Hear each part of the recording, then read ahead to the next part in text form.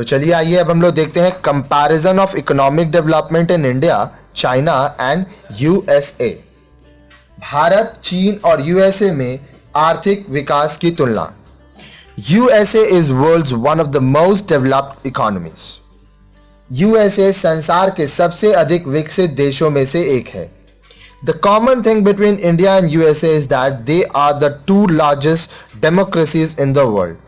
That is, both the countries are governed by the elected representatives of people.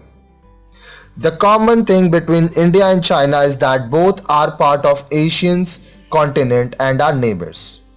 Some time back, the level of economic development both in India and China was almost similar. Both were developing nations. But in the last few years, Chinese economy has been developing very fast. So it is worthwhile to compare these economies. You have already studied Indian economy in previous 3 lessons. Here do have a bird's eye view of the economies of USA and China respectively. USA संसार के सबसे अधिक विकसित देशों में से एक है।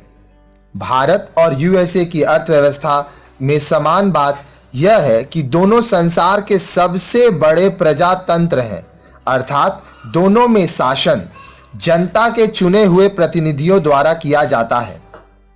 चीन और भारत दोनों में समान बात यह है कि दोनों एशियाई महाद्वीप के भाग हैं और पड़ोसी हैं।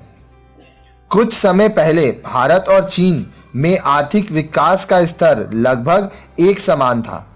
दोनों विकासशील राष्ट्र थे, किंतु पिछले कुछ वर्षों में चीन की अर्थव्यवस्था का विकास बहुत तेजी से होता रहा। इसलिए इन अर्थव्यवस्थाओं की तुलना करना सार्थक है। आपने भारतीय अर्थव्यवस्था के विषय में पहले के 3 पाठों में अध्ययन किया है। आगे के वीडियोस में हम लोग इंडियन इकोनॉमी के बारे में डिटेल में पढ़े थे। यहां यूएसए और चीन की अर्थव्यवस्था के विषय में क्रमशः विहंग दृष्टि डालते हैं। Brief account of USA economy. USA की अर्थव्यवस्था का एक संक्षिप्त लेखा जोखा। One of the most important feature of USA economy is that the private sector plays a major role in the production of goods and services. The government does not interfere much in business activities. There are 30 million small business in USA. Out of 500 largest companies in the world, 139 are in USA.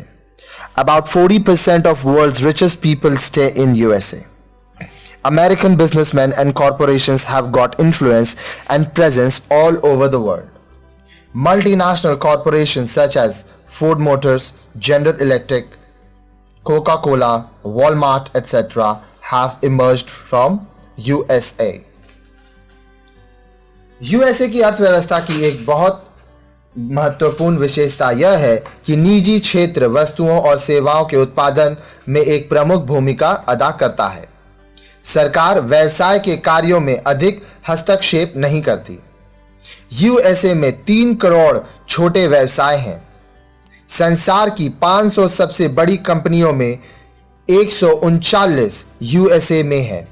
लगभग सबसे अधिक धनी लोगों में से 40% USA में रहते हैं। अमेरिका के व्यवसायी और निगमों के सारे विश्व में प्रभाव और उनकी उपस्थिति पाई जाती है। बहुराष्ट्रीय निगम जैसे Ford Motors, general electric, Coca Cola, Walmart आदि यूएसए से आए हैं। USA's agriculture is also very advanced. It is one of the biggest exporters of food grains such as wheat, corn, fruits and vegetables. USA की कृषि भी बहुत उन्नत है। यह खाद्यान्नों जैसे गेहूं, अनाज, फल, सब्जियों के सबसे बड़े निर्यातकों में से एक है। निर्यातक होता है exporter.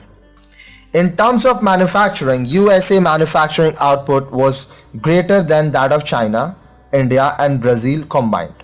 Only recently, that is in 2010, China is said to have overtaken USA. Petroleum, steel, automobiles, construction machineries, and agricultural machinery are some of the major manufacturing industries in USA. विनिर्माण मैन्युफैक्चरिंग में USA का विनिर्माण उत्पादन चीन, भारत और Brazil के संयुक्त उत्पादन से अधिक था। केवल हाल ही में अर्थात सन 2010 में ऐसा कहा जाता है कि चीन यूएसए से आगे निकल गया है। पेट्रोलियम, स्टील, मोटर गाड़ियां, निर्माण में प्रयोग किए जाने वाली मशीनें और कृषि में प्रयोग की जाने वाली मशीनें अमेरिका के कुछ प्रमुख विनिर्माण उद्योग हैं। Education and healthcare service are of high quality in USA. 85% of children enter public school in USA as against 15% in India. शिक्षा और स्वास्थ्य सेवा यूएसए में उच्च गुणवत्ता वाली है। भारत के 15% के विपरीत यूएसए में 85% बच्चे पब्लिक स्कूलों में प्रवेश करते हैं। USA is one of the top 3 exporters of goods and services in the world and biggest importer from rest of the world. Everyone knows its currency called US dollar, which is an international currency as it is circulated almost everywhere because USA's dominance in the world trade. In spite of its richness, USA does not have poverty and unemployment. About 16% of its population did not have access to good food in 2008. Its unemployment rate in 2010 was 9.9%. USA वस्तुओं और सेवाओं के विश्व में 3 सबसे बड़े निर्यातकों में से एक है और शेष विश्व से सबसे बड़ा आयात करने वाला देश है। प्रत्येक व्यक्ति डॉलर कहलाने वाली उसकी करेंसी को जानता है जो कि एक अंतरराष्ट्रीय करेंसी है, क्योंकि यह लगभग हर जगह प्रचलन में है तथा विश्व व्यापार में यूएसए का आधिपत्य है। आधिपत्य होना मतलब डोमिनेंस। इसकी अमीरी के बावजूद यूएसए में गरीबी और बेरोजगारी पाई जाती है। वर्ष 2008 में इसकी जनसंख्या के लगभग 16% भाग को अच्छा भोजन नहीं मिलता था। वर्ष 2010 में इसकी बेरोजगारी की दर 9.9% थी। द इकोनॉमी ऑफ चाइना, चीन की अर्थव्यवस्था। It is said that Chinese economy is now the second largest after USA in the world. Till the 1980s, China was not very important in terms of its economic power. Its position was the same as that of India. But after 1980s, China's economy grew very fast because of the economic reforms it pursued. You should know that unlike India and USA, China does not have democracy or rule of people. In China, one party rules and people do not enjoy freedom of expression. But Chinese government slowly allowed private sector to establish business and produce goods and services in large quantities. As a result, China could export large quantities to different countries and earn large amount of foreign money. यह कहा जाता है कि चीन की अर्थव्यवस्था अब संसार में यूएसए के बाद दूसरी सबसे बड़ी अर्थव्यवस्था है। वर्ष 1980 तक चीन अपनी आर्थिक शक्ति के विषय में बहुत महत्वपूर्ण नहीं था। इसकी स्थिति भारत के समान थी, किंतु वर्ष 1980 के बाद चीन की अर्थव्यवस्था उसके द्वारा अपनाए गए आर्थिक सुधारों के कारण बहुत तेजी से बढ़ी। आपको यह ज्ञान होना चाहिए कि भारत और यूएसए के विपरीत चीन में प्रजातंत्र या जनता की राज नहीं है। चीन में एक पार्टी राज करती है और लोगों को अभिव्यक्ति का स्वतंत्रता नहीं है। किंतु चीन की सरकार ने धीरे धीरे निजी क्षेत्र को व्यवसाय स्थापित करने और वस्तुओं और सेवाओं की बड़ी मात्रा में उत्पादन करने की स्वीकृति दे दी है। इसके परिणाम स्वरूप चीन विभिन्न देशों को अधिक मात्रा में निर्यात कर सका और बहुत अधिक मात्रा में विदेशी मुद्रा अर्जित कर सका। Like India, China has also adopted a 5-year plan strategy. Its 12th 5-year plan has started recently and its duration is 2011-2015. The first plan period of China was 1953 to 57.